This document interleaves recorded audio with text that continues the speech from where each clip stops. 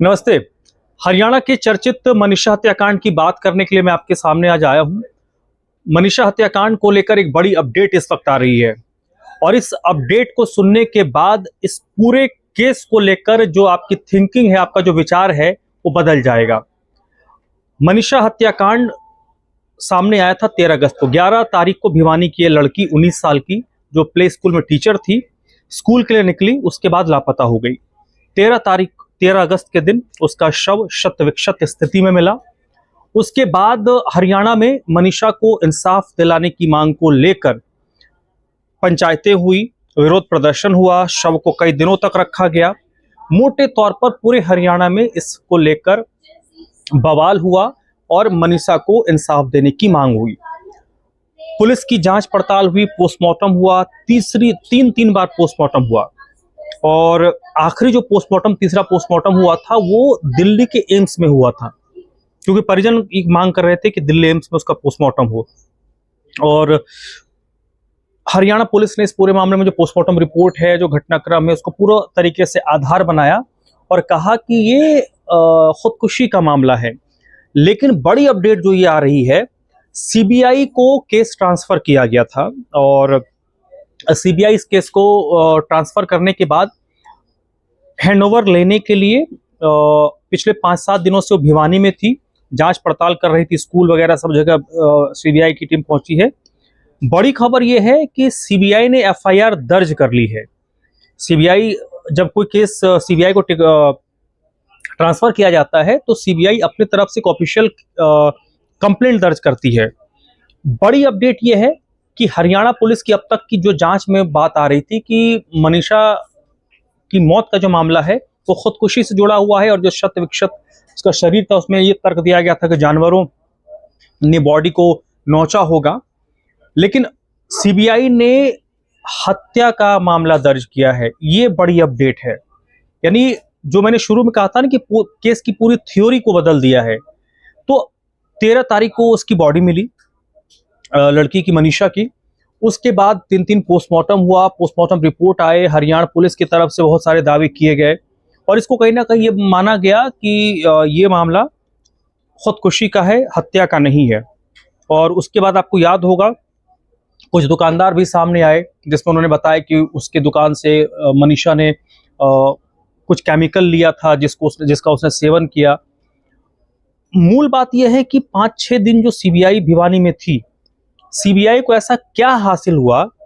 अमूमन सीबीआई जब case handover लेती है तो जो जिला पुलिस होता है, जो स्थानीय पुलिस होती है, उनके केस को ही वो लेती है और जो पुलिस मानकर चलती है उसी हिसाब से वो आगे जांच को देखती है। लेकिन सवाल यह है कि मनीषा की मौत के बाद सीबीआई को 5-6 दिन की जो जांच पड़ताल सीबीआई ने की है और जो केस उन्होंने दर्ज किया है, वो केस उन्होंने दर्ज किया है हत्या का। तो ऐसा क्या एविडेंस 5-6 दिन की पड़ताल में सीबीआई को मिला जिसमें केस को उन्होंने खुदकुशी नहीं माना है, हत्या का माना है और एफआईआर दर्ज की है।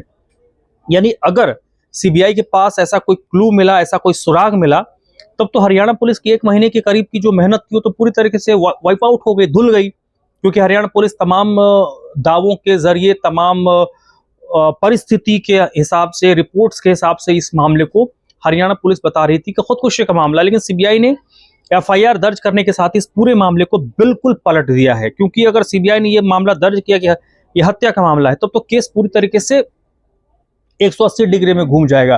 फिर ये उठेगा कि भाई हत्या अगर हुई तो किसने की, मोटिव क्या था, कैसे हत्या हुई, हत्या कहीं और की गई, बॉडी को कहीं और फेंका गया, कई सवाल हैं।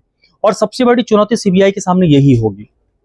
देश में कई ऐसे मामले हैं जो सीबीआई को ट्रांसफर हुए, सीबीआई ने जांच पड़ताल की, सीबीआई आरोपियों तक पहुंची भी, लेकिन सीबीआई कोर्ट में उन मामलों को जस्टिफाई नहीं कर पाई, साक्ष्य या सुराग पेश नहीं कर पाई। और उसके पीछे सबसे बड़ी वजह यही है कि सीबीआई को जब केस हैंडओवर किया गया, तब तक कई बार जो स्थानीय पुलिस होती है, कई बार जानबूझकर भी और कई बार अनजाने में, अज्ञानता में केस को खराब कर देती हैं। केस कैसे खराब होता है? जो एविडेंस कलेक्ट करने होते हैं, एविडेंस कलेक्ट नहीं किए जाते हैं। कई ऐसी छोटी छोटी चीजों को मार्क करना होता है, देखना होता है, उन चीज़ों को इग्नोर कर दिया जाता है। सीबीआई एक नेशनल राष्ट्रीय एजेंसी है, वो हर बारीक चीज़ को देखती है। तो क्या हरियाणा की भिवानी पुलिस ने उन बारीक चीज़ों को इग्नोर कर दिया, जानबूझ के किया या अनजाने में किया, नॉलेज नहीं था इस वजह से इसको इग्नोर कर दिया? इसमें एक चर्चित एग्जाम्पल मैं आपको बता देता हूँ, नोएडा का आरुषि हत्याकांड। सबको उस मामले में उसके माता पिता जेल गए, लेकिन आरुषि हत्याकांड में क्या हुआ था?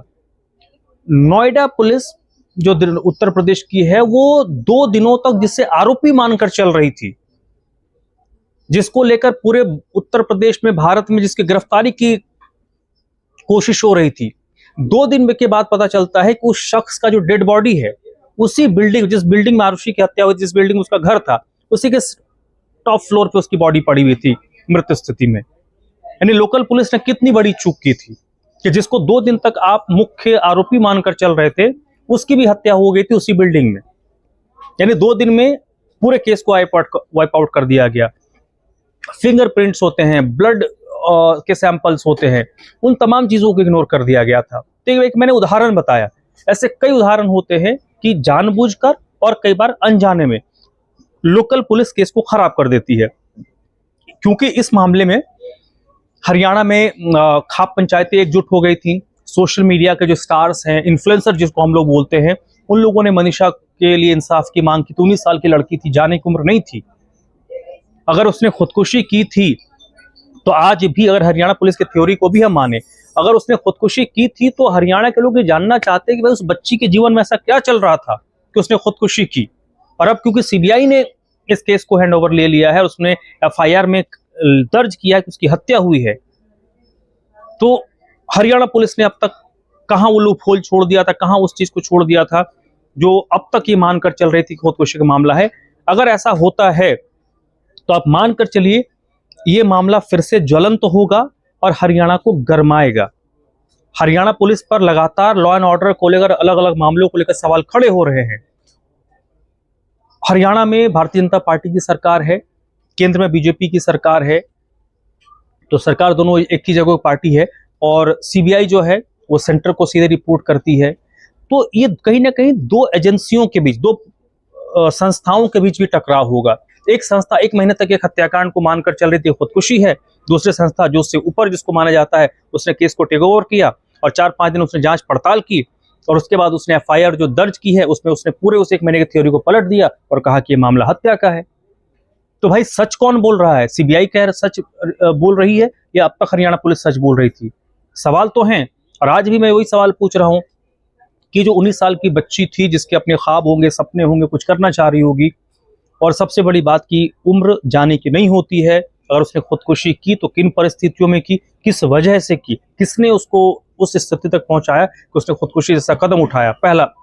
अगर दूसरे थ्योरी पर जाते हैं, हत्या हुई तो हत्या किसने की, क्यों की, मोटिव सबसे बड़ी बात होती है। और अगर किसी को सीबीआई ने पकड़ भी लिया तो क्या वही आरोपी वाला मामला होगा कि एविडेंस ही खराब हो चुका है? क्योंकि कोर्ट में जब मामला जाएगा तो वकीलों के दांव पेच चलेंगे, वहां पर तो साक्ष्य देखे जाएंगे, एविडेंस देखे जाएंगे, वहां आपको मोटिव बताना पड़ेगा। हथियार अगर है तो कई बार तो साफ पता चल जाता है कि इस शख्स ने हत्या की है, लेकिन जिस मोटिव से हत्या हुई वो मोटिव प्रूफ नहीं हो पाता है, हथियार छूट जाता है। कई बार जिस हथियार से हत्या की जाती है वो हथियार बरामद नहीं होता, उसकी वजह से आरोपी छूट जाता है। सबको पता होता है कि इसने हत्या की, जैसा आपको भी पता होता है कि इसने हत्या की है, लेकिन क्योंकि जो जांच एजेंसी होती है, पुलिस है या दूसरी एजेंसी है, वो उस हथियार को नहीं बरामद कर पाती है, जिसका नतीजा ये होता है कि वो आरोपी छूट जाता है। तो क्या इस मामले में यही होने वाला है? कई प्रश्न हैं और जो इस वक्त मेरे भी जहन में चल रहे हैं, आप लोगों के भी जहन में चल रहे होंगे। सीबीआई की इस एफआईआर की बात आप क्या सोचते हैं, इस पूरे प्रकरण पर क्या सोचते हैं, कमेंट करके जरूर बताइएगा।